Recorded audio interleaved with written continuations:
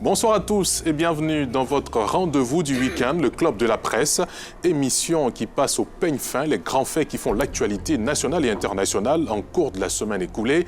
Ce soir, deux sujets majeurs au cœur de la scène politique ivoirienne. Tout d'abord, celui en rapport avec la présidentielle 2025, une élection qui s'est déroulée selon les observateurs dans le calme et une attitude apaisée de la part des candidats battus.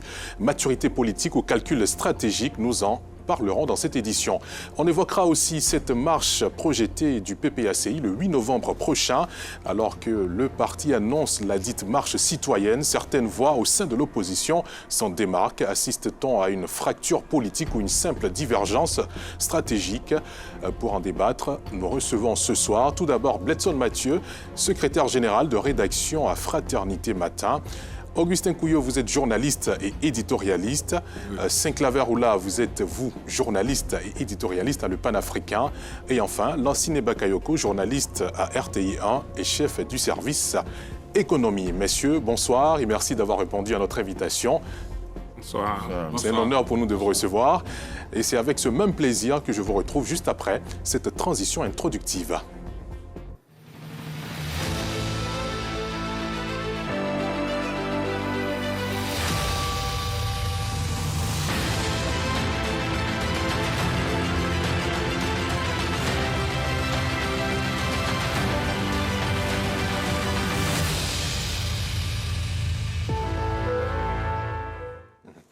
La présidentielle 2025 s'est tenue dans un climat apaisé et les réactions à l'issue du scrutin ont surpris plus d'un.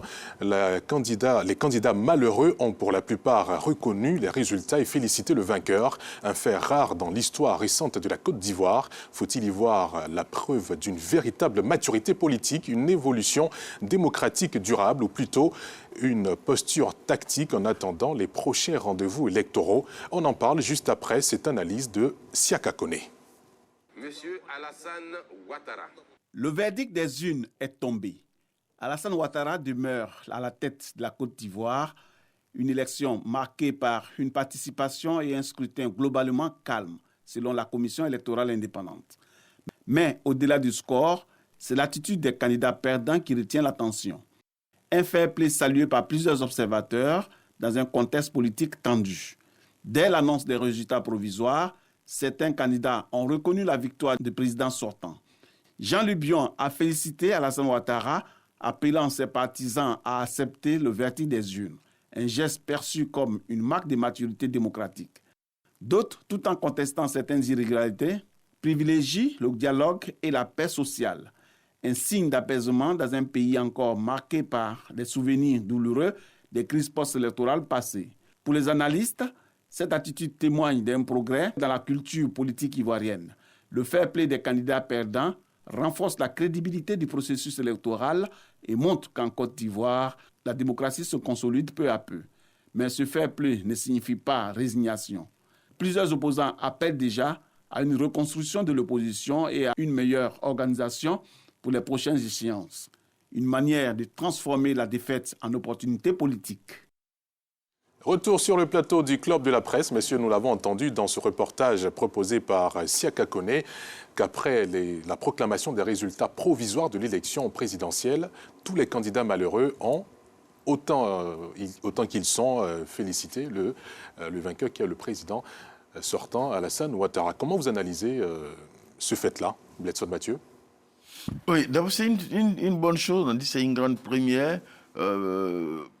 Bon, il y a eu d'abord, ça a commencé par Jean-Luc Bion, qui avant même la fin des résultats, a fait une conférence de presse et a dit qu'il va féliciter le candidat élu. Et puis les autres ont suivi plus ou moins. Bon, est-ce que c'est une grande première, mais c'est vraiment un changement véritable. On ne va plus revoir une crise post-électorale ou préélectorale.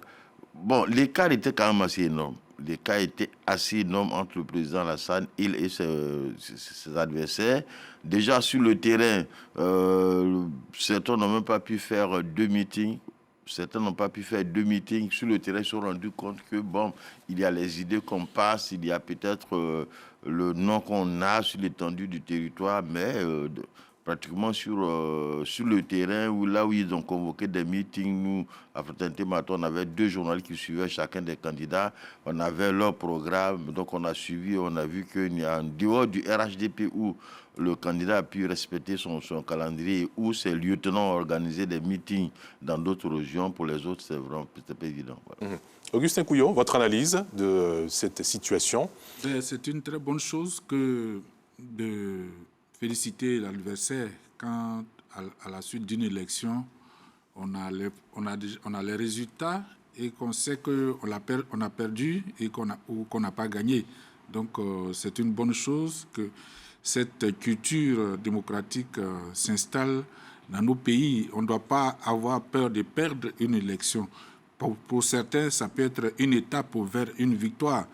Dans tous les cas, il y a des exemples dans le monde politique, des gens qui ont été candidats 2 ou 3 fois, ou parfois 4 fois avant d'être élus. Donc, je pense qu'il ne faut pas tout dramatiser. Si tu es candidat à une élection, il y a deux résultats possibles. Tu gagnes ou tu perds.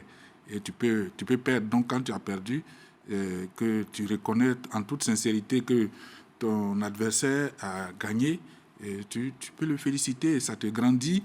Et puis, voilà, ça peut renforcer la culture démocratique. Évidemment, on connaît le contexte autour de cette élection, mais pour ceux qui se sont engagés à y aller, c'est normal. Enfin, c'est une bonne chose qu'ils félicitent le vainqueur.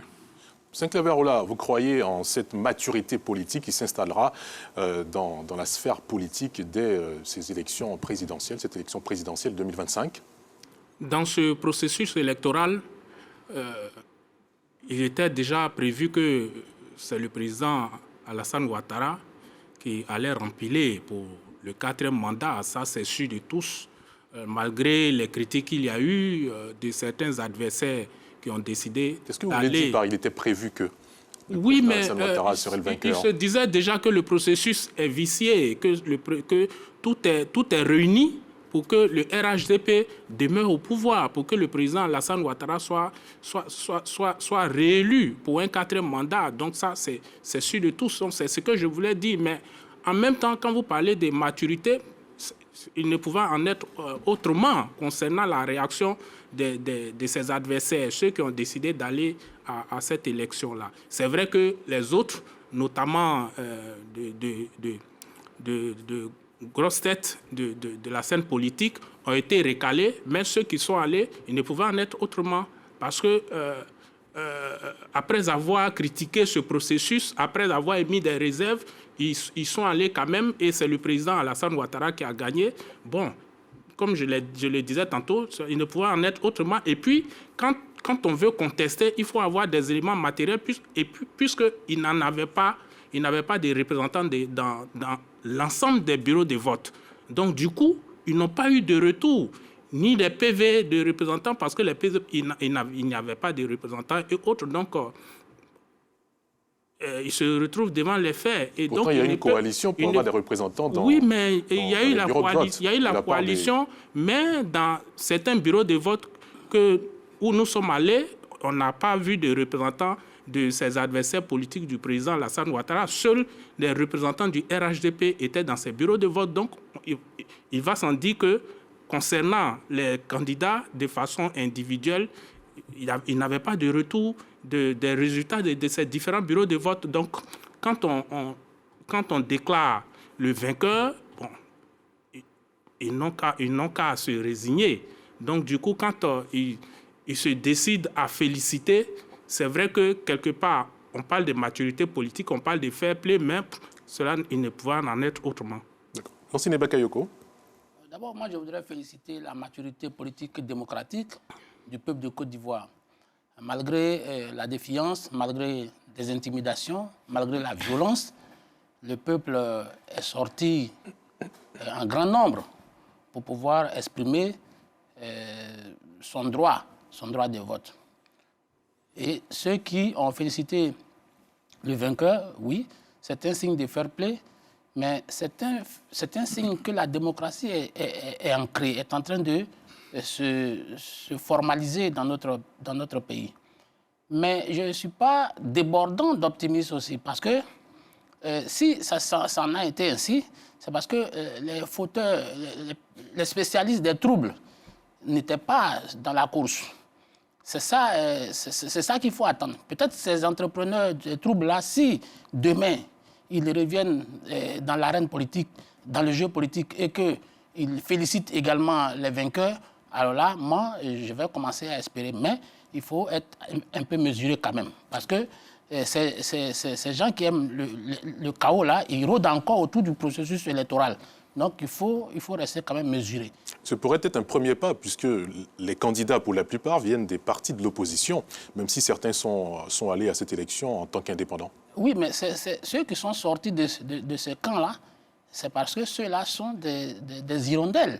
Or, une seule hirondelle ne fait pas le printemps. Vous savez, Awa Don Melo, c'est parce qu'il a une culture démocratique, c'est parce qu'il croit à la voix du peuple qu'il a décidé de se porter candidat malgré les intimidations de son propre camp.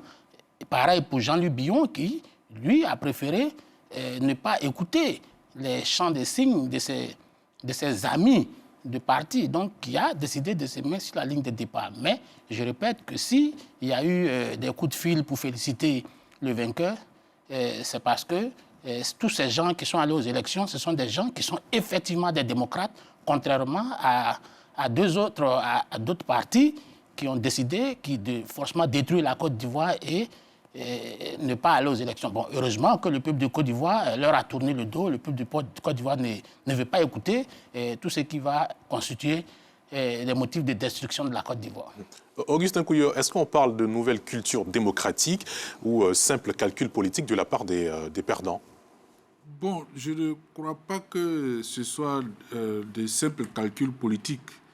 Je pense que ceux qui sont allés aux élections, parfois, en fait, généralement en défiant les leaders de leur propre camp, ils y sont allés en toute connaissance de cause, en sachant que ils peuvent perdre, mais surtout qu'ils n'avaient pas beaucoup de chances dans tous les cas de gagner quand on est en face du président, du candidat d'un parti au pouvoir qui a une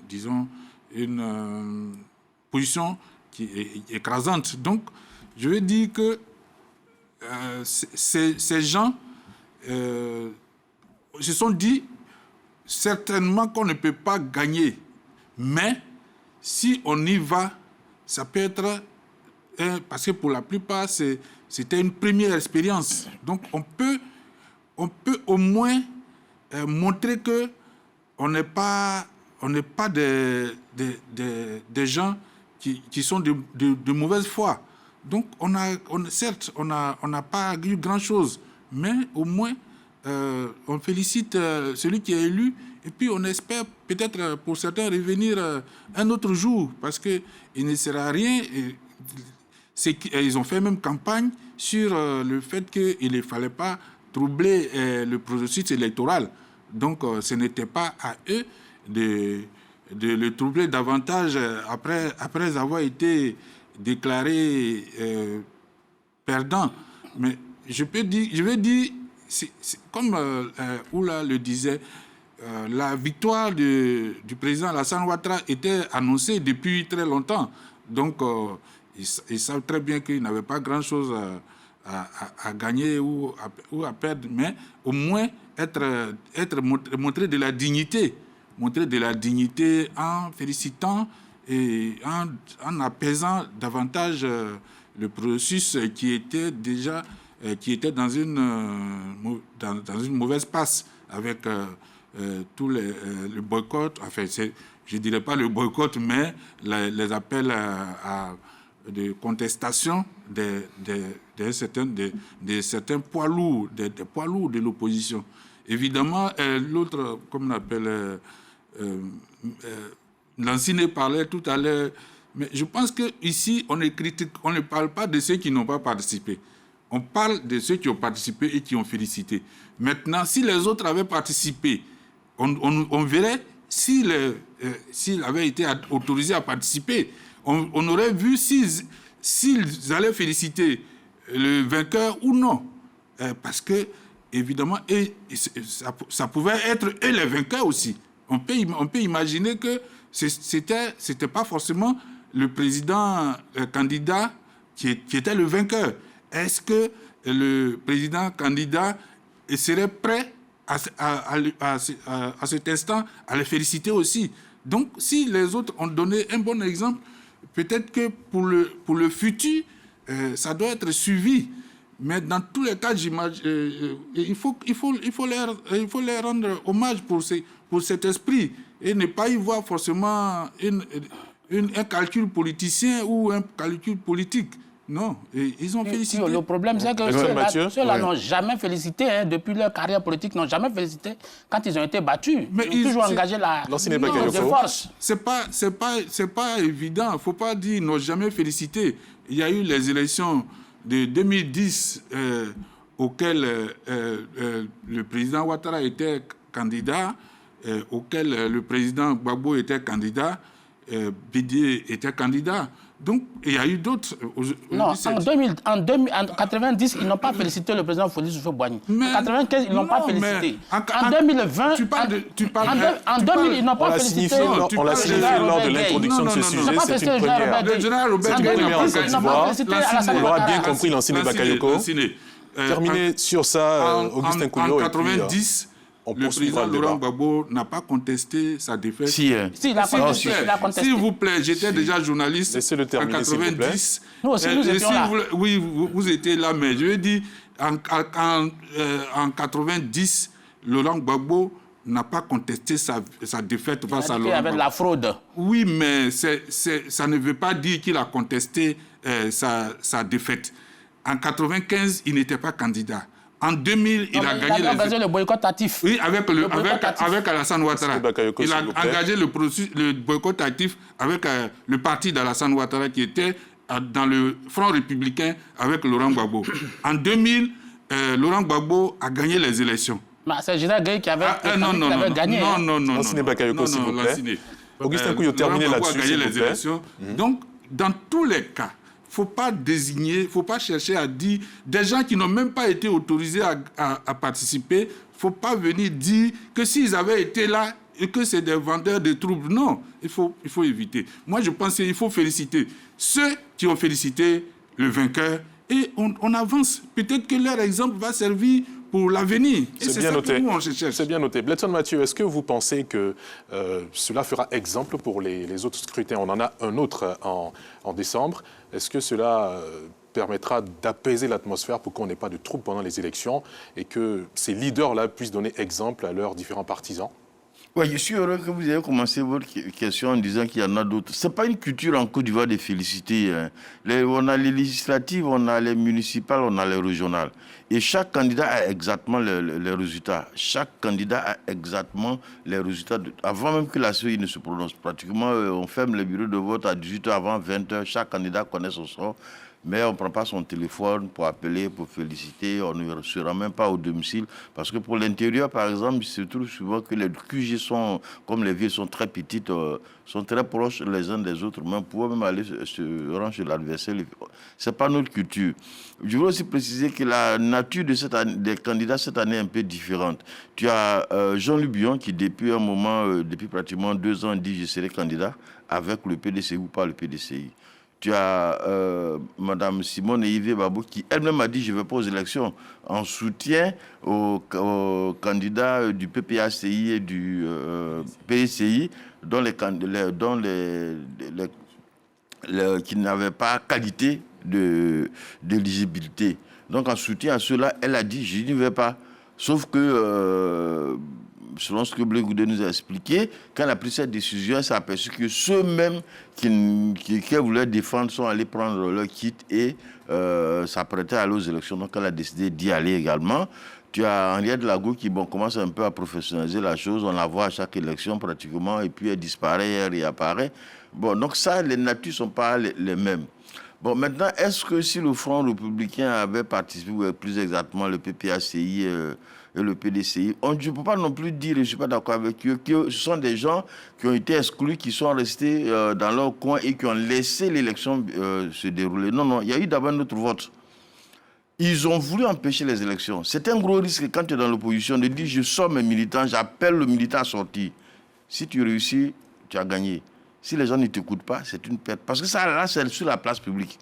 Ce n'est pas dans les urnes où ça se cache, c'est sur la place publique. Quand tu décides de défier quelqu'un sur la place publique, viens, je vais te frapper. Si tu vas là-bas qu'on t'a frappé, bon, ça c'est un autre problème. L'appel à empêcher les élections est en lui-même un scrutin. Et c'est le scrutin le plus net.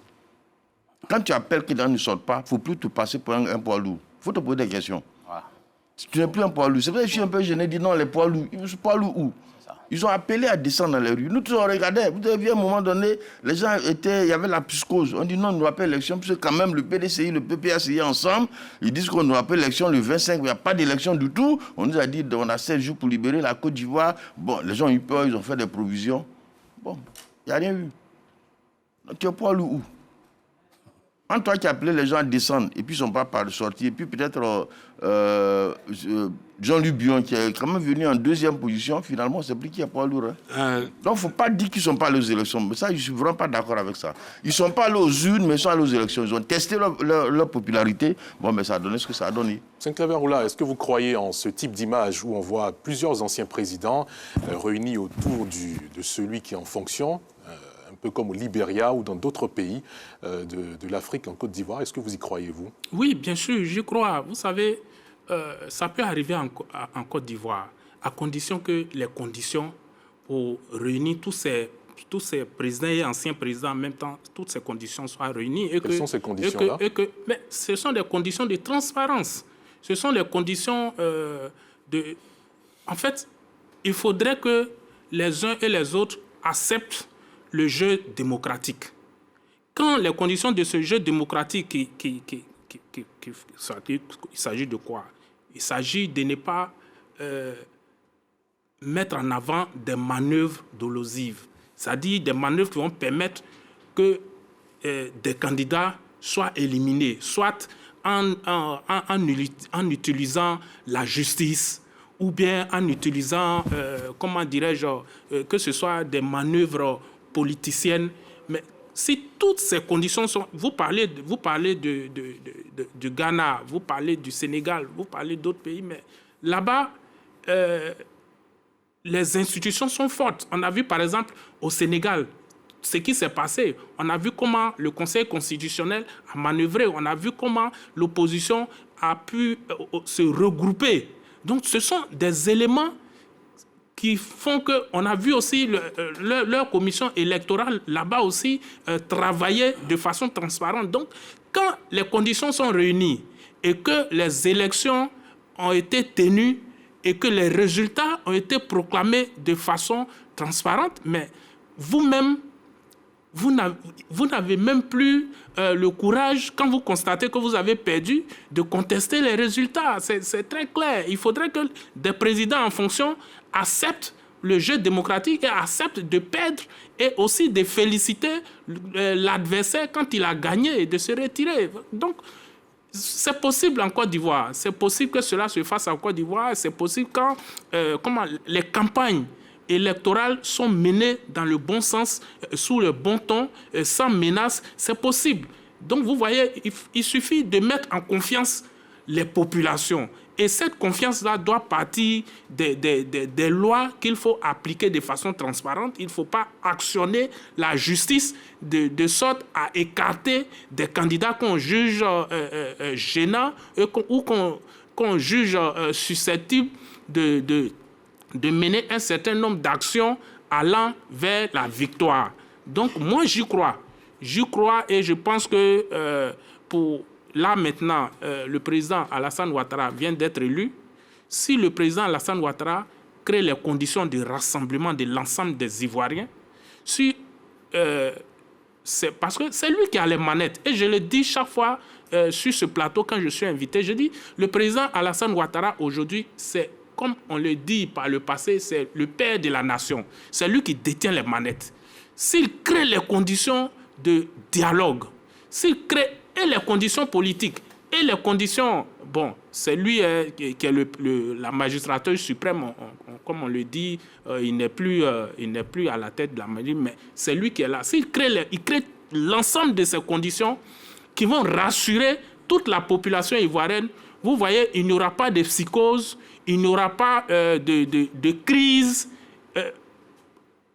Il est clair aujourd'hui que c'est vrai, il y a des candidats qui n'ont pas participé à ces élections avec leurs partisans. Mais vous êtes sans ignorer qu'au sorti de ce processus électoral-là, la société ivoirienne est aujourd'hui divisée. Et cela se voit avec des morts, des arrestations. Aujourd'hui, là, on se demande de quoi demain sera fait. Lansine Bakayoko, partagez-vous son avis? Non, pas du tout. Et vous savez, d'abord, je voudrais rappeler que la société ivoirienne n'est pas du tout divisée. Ça, il faut d'abord le savoir. Alors, Blaise a parlé d'une troisième voie qui voulait absolument créer le désordre dans cette élection. Mais cette voie n'a pas été du tout entendue. C'est ça qui est la réalité. Vous avez vu, ils sont allés dans des zones rurales où les gens sont moins au fait des questions politiques. Et c'est là qu'ils sont allés, si vous voulez, intoxiquer les populations pour pouvoir créer le désordre. Parce que leur voix est devenue inaudible chez les populations plus évoluées, qui comprennent les enjeux démocratiques, qui comprennent la réalité du terrain. Vous avez vu que partout où il y a eu quelques violences, c'est dans des zones très, très reculées, dans les confins de la Côte d'Ivoire. C'est là que des gens ont barricadé, ils ont coupé quelques branches d'arbres pour les mettre là. Mais dans les zones urbaines, où les gens sont politiquement plus avancés, personne n'a écouté cela. Et ça dénote deux choses. La première, c'est que le Front commun s'est surévalué. Parce qu'il n'a pas le poids qu'il a voulu se donner. Il n'a pas ce poids. Blaise l'a très bien expliqué. C'est-à-dire qu'ils n'ont pas participé au vote directement, mais ils ont participé. Ils ont demandé aux gens de tout casser, de tout bloquer, de tout mélanger. Mais est-ce que ça a été mélangé? Ça veut dire que ça devait déjà leur donner une idée du poids qu'ils représentent sur l'échiquier. Mais je le dis que s'ils avaient été aux élections, peut-être qu'il n'y aurait pas ce fair play.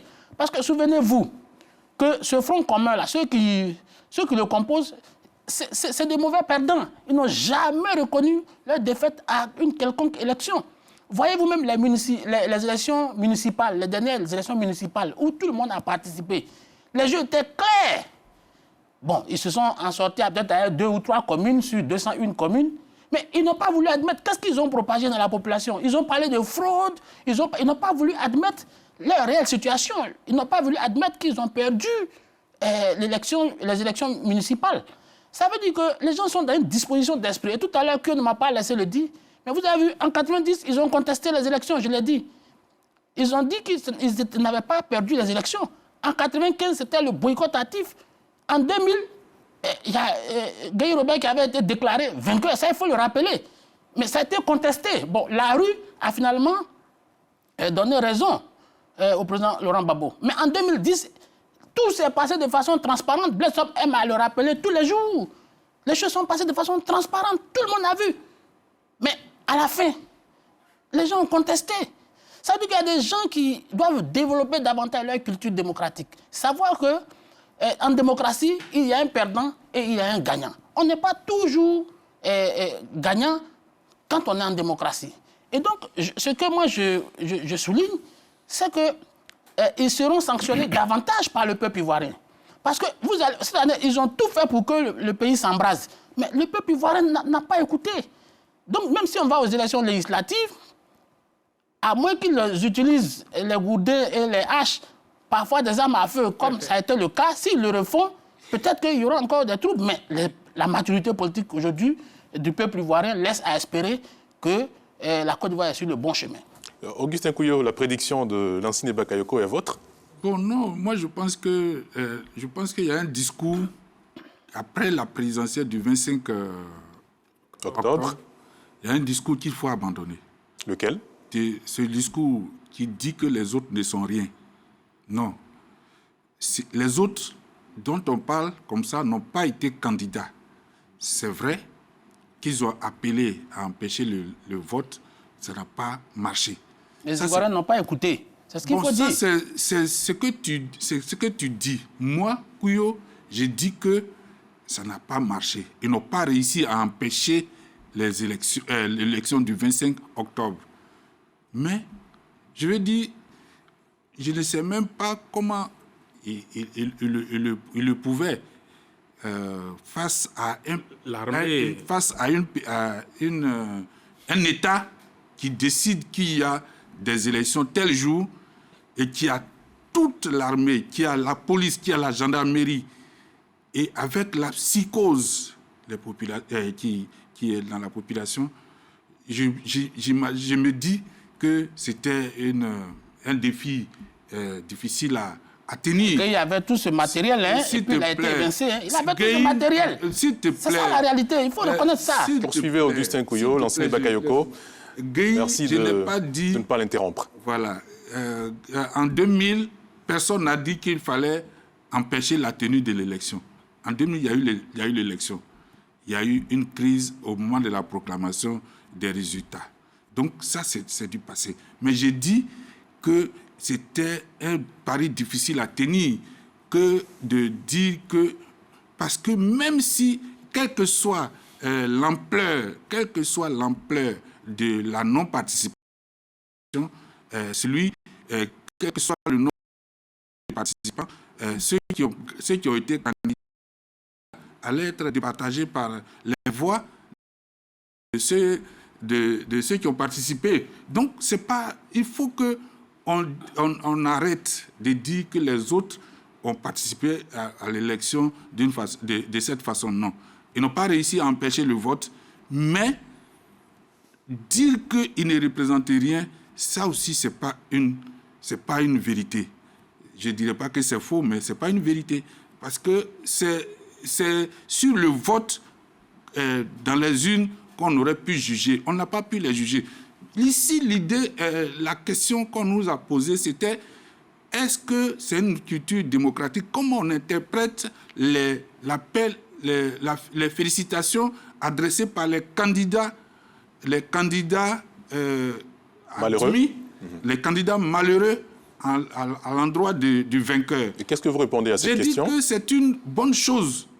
C'est une bonne chose parce que quand on va à une élection, on gagne ou on perd. Mais s'ils ont perdu, qu'ils reconnaissent qu'ils ont perdu et surtout qu'ils ne voient pas, ils ne sentent pas que quelque chose les a empêchés de gagner. Donc, c'est une bonne chose. Et il faut que ça soit la norme les prochaines fois. Il faut que ça soit la norme. Maintenant, sur la question d'avoir les anciens présidents, on a déjà vu Laurent Gbagbo, Henri Konan Bédié et Alassane Ouattara au palais présidentiel, quand Gbagbo est revenu de La Haye. Donc, c'est encore possible. Avant, Bédié n'y est plus. Mais j'espère qu'à partir de 2030, M. Ouattara ne sera plus président et qu'il sera toujours vivant et qu'il sera là avec d'autres anciens présidents, avec le nouveau président. Donc, il faut que ça soit la culture.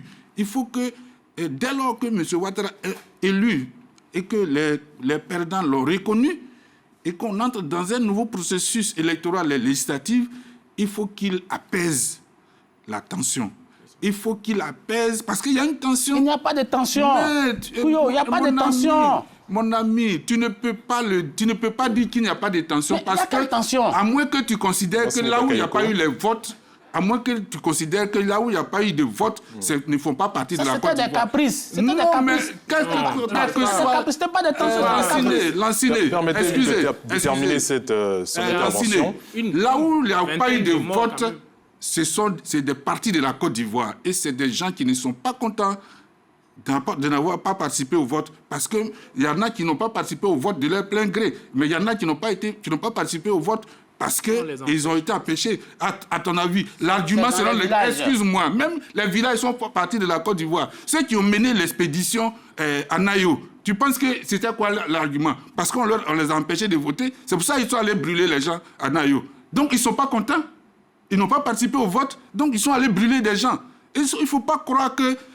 il n'y a pas de tension, non. Il y a une tension. Et le président, il a pour rôle, ayant été élu, il a pour rôle de diriger un pays qui n'est pas forcément entièrement d'accord avec lui, mais un pays apaisé pour avancer dans la démocratisation et le développement de la Côte d'Ivoire. C'est bien entendu, messieurs. Merci. On a malheureusement terminé avec ce sujet-là. Merci, messieurs, pour ces analyses sur la présidentielle et ce fair-play salué par beaucoup d'observateurs. Mais pendant que la page électorale se tourne, une autre actualité fait débat. Le PPACI de Laurent Gbagbo a annoncé une marche pour dénoncer, selon lui, certaines atteintes aux libertés démocratiques. Mais cette initiative ne fait pas l'unanimité. Certains partis alliés de l'opposition préfèrent la voie du dialogue et s'abstiennent de s'y associer. Alors assistons à la fin du front commun de l'opposition ou à une simple divergence de calendrier et de méthode. On regarde cet élément que nous propose Siaka Kone. On se retrouve juste derrière. Avec 89. À peine les résultats de la présidentielle 2025 publiés avec la victoire du président du RHDP Alassane Ouattara, le PPACI de Laurent Gbagbo annonce une marche pacifique le samedi 8 novembre prochain à Abidjan. Objectif déclaré, dénoncer ce qu'il considère comme un coup de force électoral et aussi réclamer la libération des militants arrêtés lors des manifestations post-électorales. Le PPACI appelle à une mobilisation nationale, convaincu que cette élection du chef de l'État remet en cause la vitalité démocratique en Côte d'Ivoire. Le PPACI mise donc sur la rue comme instrument de pression politique. Le PDC-RDA prône la voie du dialogue, tandis que le FPI d'Afin-Guessan appelle à tourner la page et à se préparer pour les législatives. Derrière l'initiative du PPACI, une question majeure s'impose. Le Front républicain est-il en train de se fissurer? Du côté du pouvoir, le discours reste ferme. Le gouvernement appelle au respect de l'ordre républicain et met en garde toute manifestation non autorisée. Retour sur le plateau du Club de la Presse. Alors, on parle de marche organisée par le PPACI avec certaines dissociations visibles entre les différents partis qui constituent le Front commun. Comment vous analysez cette décision du PPACI qui est contestée aujourd'hui par leurs alliés? Augustin Couillot. Bon, je ne sais pas si c'est une contestation, puisque le Front commun, je pense que c'est deux partis, principalement. PDCI-RDA, PPACI. PPACI. Qui sont soutenus également par d'autres partis. Le FPI d'Afin-Guessan, mais qui n'est pas partie prenante dans les concertations directes. Du Front commun. Je veux dire, voilà. Donc, qui n'est pas concerné directement. Je veux dire, de façon générale, pour ce genre d'action, c'était fait pour la présidentielle. Normalement,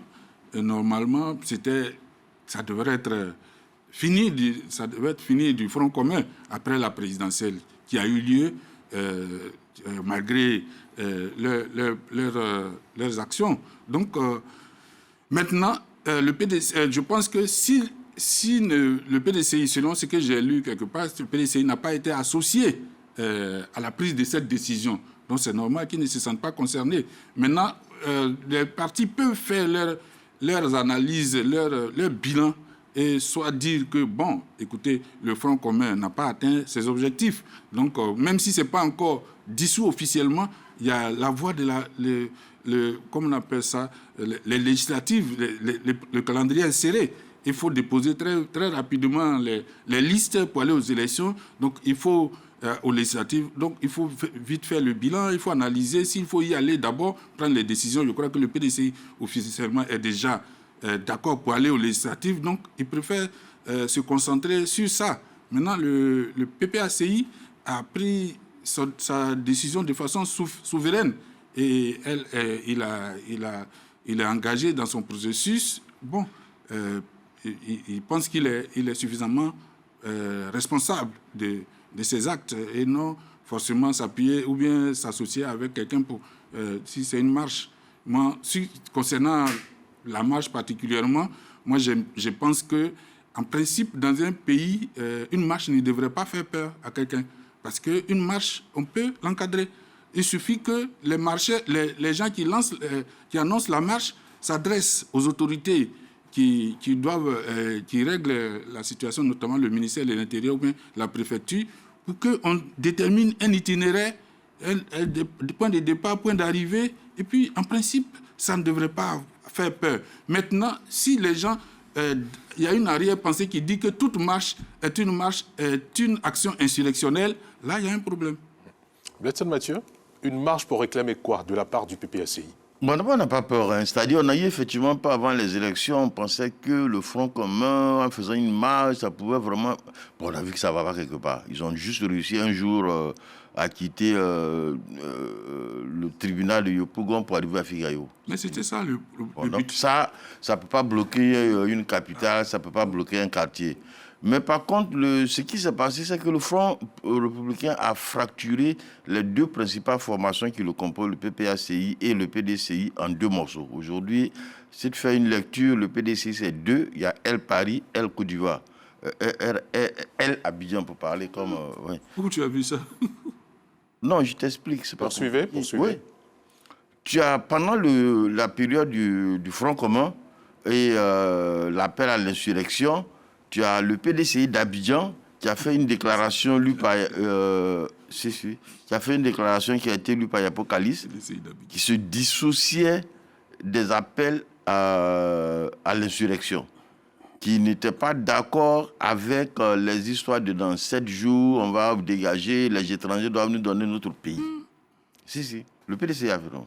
Le lendemain, le porte-parole du PDCI qui est aujourd'hui en France, donc c'est pour ça que je parle de Air France, chose. Non, d'abord, le lendemain, c'est Pulchil Balé qui va s'attaquer au PDCI, qui a peur, qui veut qui veut pas cautionner l'action insurrectionnelle dont elles se disent porteuses.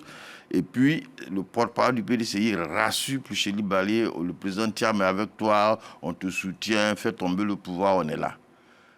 Et le président Thiam lui-même à Paris va faire un meeting où il parle de 7 jours pour libérer la Côte d'Ivoire. Donc ça, c'est l'aile Paris qui est vraiment engagé dans cette... Et puis, bon, ben, quand on finit et qu'il n'y a rien eu, le 25, il y a eu des élections, tout s'est très bien placé. Les deux blocs, finalement, l'un il reproche des trucs à l'autre. Bon, le Thiam, qui est le leader, décide de dire allons aux élections. Parce que ceux qui sont habillés voulaient aller aux élections. C'est pas compliqué, ils voulaient aller aux élections.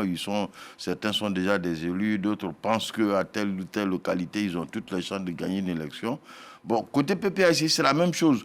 Pendant cette période-là, tu as Damara Picasse qui a rejoint Pulcheri Balé, qui a lancé un appel à l'insurrectionnel. Il était sûr de son fait, bon, il a fini par les personnes sorties. Donc il y a ceux qui disent, mais écoute, cette affaire-là, ça parle quelque part. Cette affaire d'étrangers, parce que c'est le mot, hein, considérer que ceux qui sont au pouvoir sont des étrangers. Au point même à dire que c'est le RHDP, ça les gêne, il dit c'est RDR.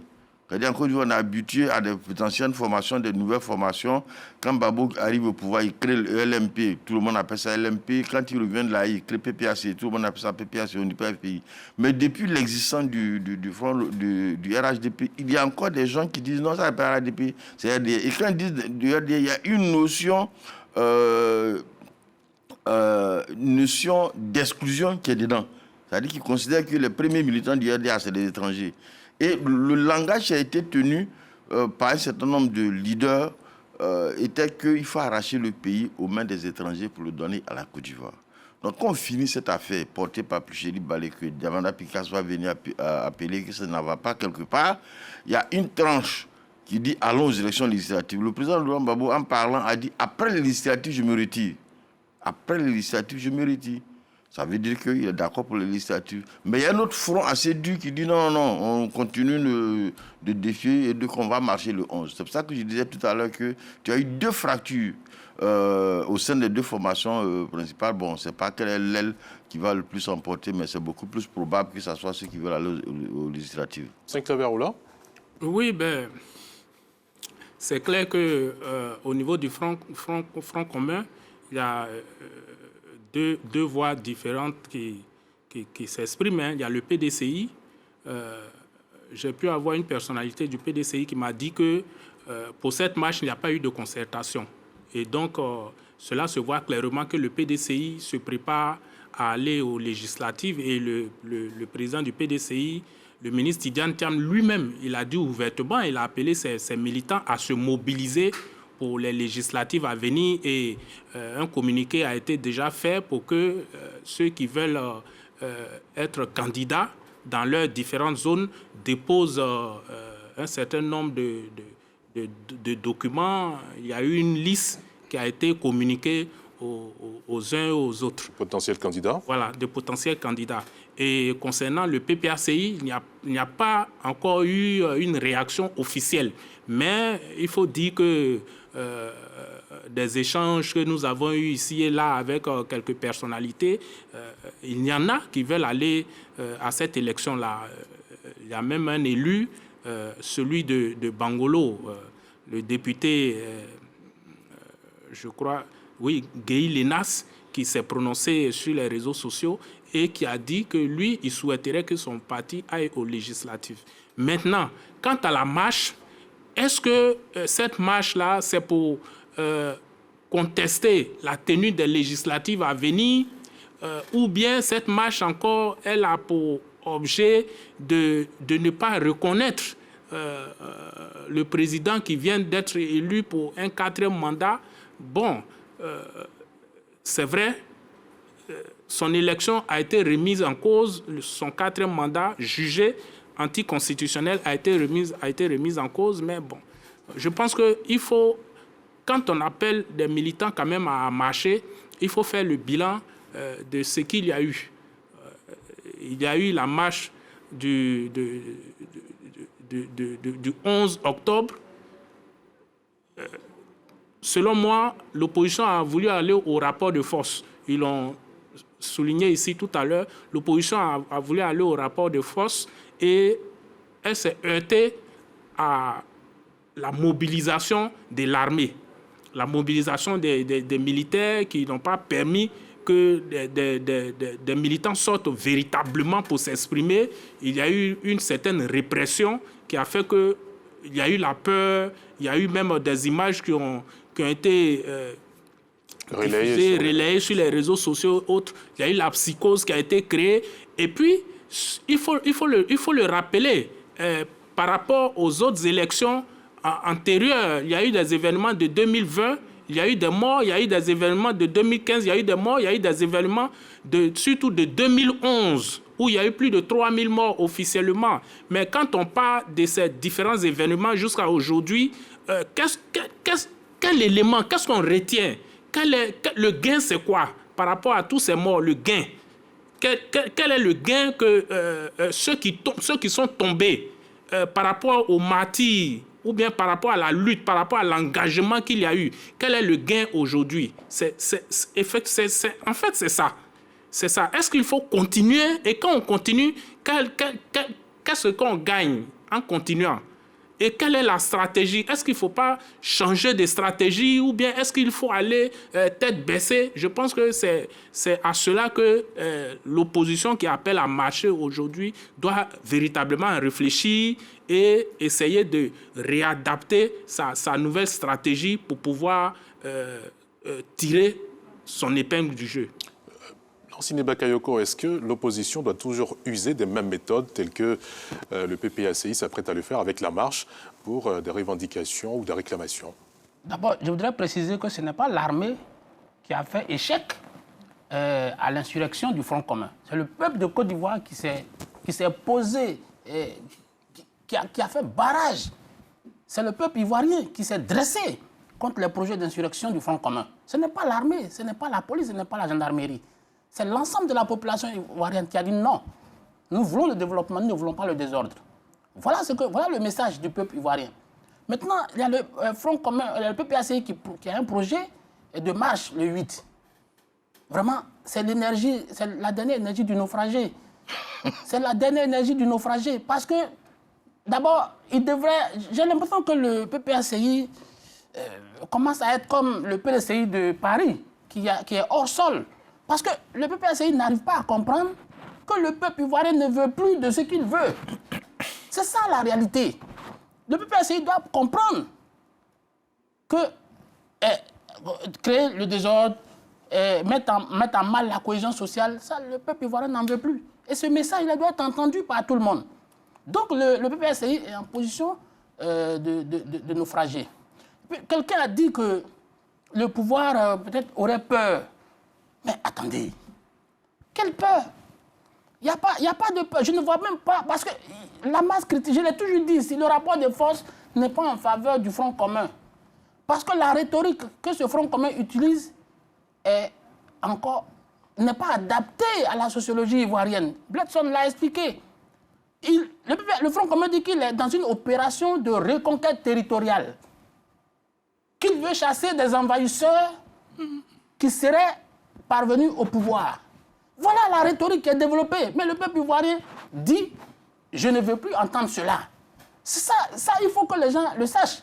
Maintenant, quand on dit qu'il y a carrément une fracture, le Front commun aujourd'hui est en lambeaux. Le Front commun est en lambeaux. Et j'allais dire, le PPACI est complètement largué. Parce que le PDCI de Paris, qui lui était dans une logique insurrectionnelle, a décidé aujourd'hui d'aller aux élections. Mais quand il le fait, c'est à son corps défendant. Ça, il faut le savoir. Parce qu'il n'a pas renoncé à son projet subversif.